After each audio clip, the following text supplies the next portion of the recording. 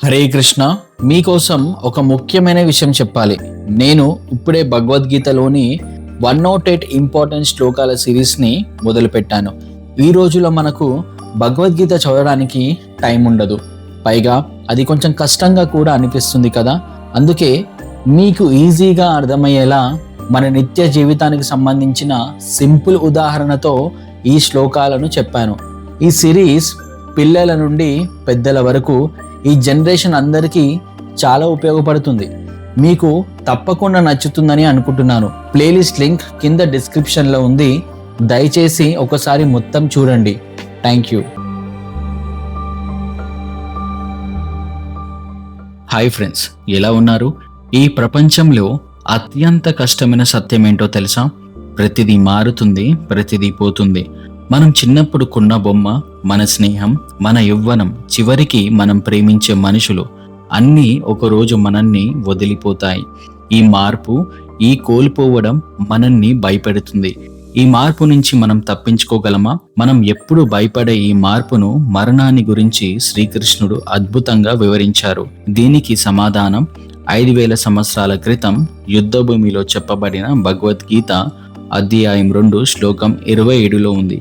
కేవలం ఒకే ఒక శ్లోకం. ఈరోజు మనం దానిని లోతుగా మన జీవితంలో పనిచేసేలా నేర్చుకుందాం. ఈరోజు మనం చూసేది భగవద్గీత చాప్టర్ 2 వర్స్ 27.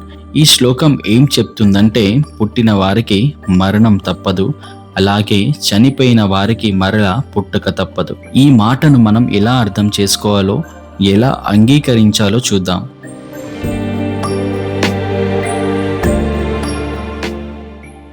శ్లోకం మరియు దాని అర్థం. ఈ శ్లోకం శ్రీకృష్ణుడు అర్జునునికి చెప్పారు. జాతస్య హి ధ్రువోర్మృత్యుర్ ధ్రువం జన్మామృతస్య చ తస్మాత్ అపరిహారేత్యే నత్వాం శోషితుమర్హసి. శ్లోకం యొక్క అర్థం: ఎవరైతే పుట్టారో వారికి మరణం తప్పదు, అలాగే ఎవరైతే చనిపోతారో వారికి మరలా పుట్టక తప్పదు. కాబట్టి తప్పించుకోలేని ఈ విషయంలో నువ్వు బాధపడడం కరెక్ట్ కాదు.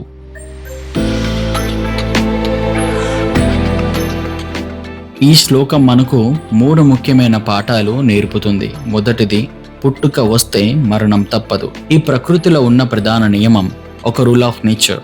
ఒక విత్తనం నాటితే అది మొలకెత్తుతుంది, పెరుగుతుంది, కానీ ఒకరోజు తప్పకుండా ఎండిపోతుంది, మళ్ళీ విత్తనం అవుతుంది. మన శరీరం కూడా ఒక అద్దిల్లు లాంటిది. అద్దెకి తీసుకున్నప్పుడు ఖాళీ చేయాల్సిందే. ఈ శరీరం పుట్టినప్పుడు దానికి ఎక్స్పైరీ డేట్ కూడా ఫిక్స్ అయిపోతుంది. ఆ ఎక్స్పైరీ డేట్ వచ్చినప్పుడు ఆత్మ దాన్ని ఖాళీ చేస్తుంది. ఒక సంవత్సరంలో వేసవికాలం, వర్షాకాలం, చలికాలం వస్తాయి, పోతాయి. మనం ఏ సీజన్ వచ్చినా అది ఎప్పుడో ఒకప్పుడు పోతుందని తెలుసు. అలాగే పుట్టుక అనేది వేసవి లాంటిది, మరణం అనేది చలికాలం లాంటివి. ఇవి వస్తాయి, పోతాయి, మళ్ళీ వస్తాయి. దీన్ని ఆపలేము. మనం ఈ నిజం తెలిసినప్పుడు వయసు పెరగడాన్ని చూసి భయపడం. రెండవది, మరణం తర్వాత మళ్ళీ పుట్టుక తప్పదు. చనిపోవడం అనేది ముగింపు కాదు, అది కేవలం ఒక పాస్. చనిపోయిన ఆత్మ తన కర్మల ఆధారంగా మళ్ళీ ఇంకో శరీరాన్ని తీసుకుంటుంది. ఎగ్జాంపుల్, మన బట్టలు ఉతకడానికి ఇస్తాం కదా, పాత బట్టలు తీసి ఉతికిన కొత్త బట్టలను తీసుకుంటాం. ఆత్మ కూడా పాత శరీరాన్ని వదిలి కొత్త శరీరాన్ని తీసుకుంటుంది. ఆత్మ ఎప్పుడు ప్రయాణంలోనే ఉంటుంది. ఈ పుట్టుక అనేది యాక్సిడెంటల్గా జరగదు. మనం ఈ లైఫ్లో చేసిన మంచి కర్మలు మనకు మంచి శరీరం ఇస్తాయి, అలాగే మంచి లైఫ్ ఇస్తాయి. చెడు కర్మలు దానికి రివర్స్గా ఉంటాయి.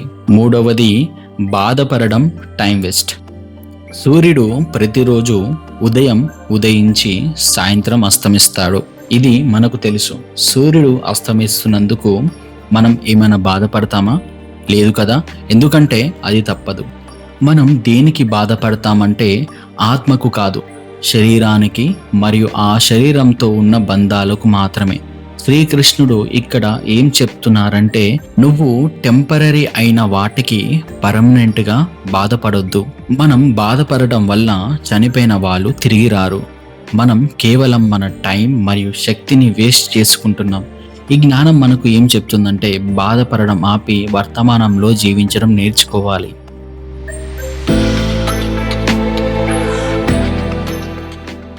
ఈ జ్ఞానాన్ని మనం రోజువారీ జీవితంలో ఇలా ఉపయోగించాలి. ఇతరులు కోల్పోయినప్పుడు, మీకు ఇష్టమైన వాళ్ళు పోయినప్పుడు ఈ శ్లోకాన్ని గుర్తు చేసుకోండి. వారి ఆత్మ శాశ్వతమైనదని, కేవలం వారు పాత శరీరాన్ని వదిలి కొత్త ప్రయాణం మొదలుపెట్టారని నమ్మండి. చనిపోయిన వారి గురించి ఆలోచించి బాధపడకుండా వాళ్ళ ఆత్మకు శాంతి కలగాలని ప్రార్థించండి. ఇది మీకు మీ చుట్టూ ఉన్న వారికి ప్రశాంతతను ఇస్తుంది. మీ భయాన్ని జయించండి. మనం వృద్ధాపం మరియు మరణానికి భయపడతాం. ఈ భయం ఎందుకు? శరీరం పోతుందని. ఈ శ్లోకం తెలిస్తే ఈ శరీరం ఎలాగైనా పోతుంది, పోయేదానికోసం భయపడడం ఎందుకు అని ధైర్యంగా ఆలోచిస్తాం. మనం ఆత్మగా ఎప్పుడు సురక్షితంగా ఉంటాం. మరణం పట్ల సరైన వైఖరి. మరణం తప్పదు అని తెలిసినప్పుడు మనం చేయగలిగిందల్లా సంతోషంగా బతకడం మరియు మన కర్మలను సరిచేసుకోవడం. మనకు ఈ లైఫ్ ఒక బెస్ట్ ఆపర్చునిటీ. ఈ ఆపర్చునిటీని బాధపడడానికి కాకుండా మంచి పనులు చేయడానికి వాడాలి. కర్మపై దృష్టి. మన నెక్స్ట్ జన్మ బాగుండాలంటే ఈ లైఫ్లో మంచి కర్మలు చేయాలి, నిజాయితీగా ఉండాలి, ఇతరులకు సాయం చేయాలి, దేవుణ్ణి నమ్మాలి. ఇదే మనకు నిజమైన సంపద.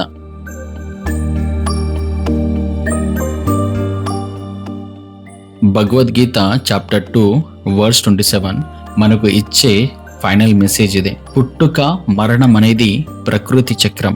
మీరు మార్చలేని దానికోసం బాధపడడం ఆపి మీరు మార్చేయగలిగే దానిపై దృష్టి పెట్టండి.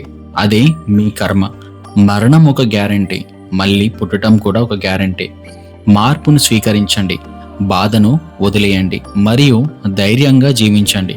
ఈ జ్ఞానాన్ని మీ జీవితంలో భాగం చేసుకోండి. ఈ వీడియో మీకు నచ్చితే లైక్ చేసి సబ్స్క్రైబ్ చేసుకోండి. మళ్ళీ కలుద్దాం.